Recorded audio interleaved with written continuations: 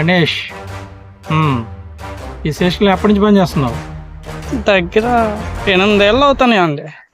ఏ మాట ఏంటి తేడాగా వస్తుంది?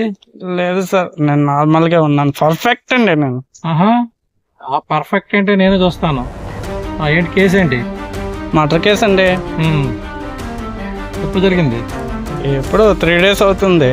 అందుకని ఆల్రెడీ ఎవరికో లింక్ ఉందంట, పెద్ద ఆయనకి లింక్ ఉంది. అలా ఆయన ఒక్కొక్క వేస్తాడండి. ఓహో, అక్రమ సంబంధం కేసా?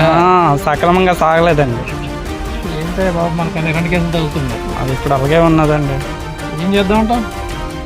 ఏం చేద్దాం చూడండి, పెద్ద ఆయన కదా, మీరు ఒక మాట ఇచ్చారనుకోండి 50-50 వేసేసుకుందాం.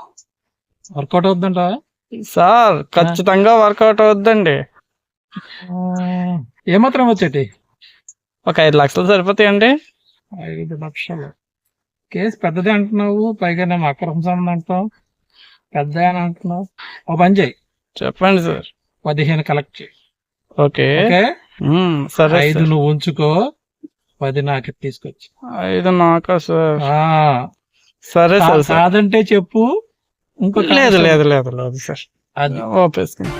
సరే అయితే ముందు ఆ డెడ్ బాడీని క్లీన్ చేయించి రీచ్ చేసి, ఎవడన్నా ఏమన్నా యాంటీకి కేసు గీసు అనడానికి దాని లోపల దోసి ఆడ మీద కేసు పెట్టి. సరే సార్, మీరు ఇచ్చాక ఇంకా మాట తెలుసు కదా మన స్టైల్. ఒక అమ్మాయికి నిరికించడం, వాళ్ళ దగ్గర నుంచి 15 లక్షలు రావడం, 5 లక్షలు నీకు, 10 లక్షలు నాకు. Okay sir.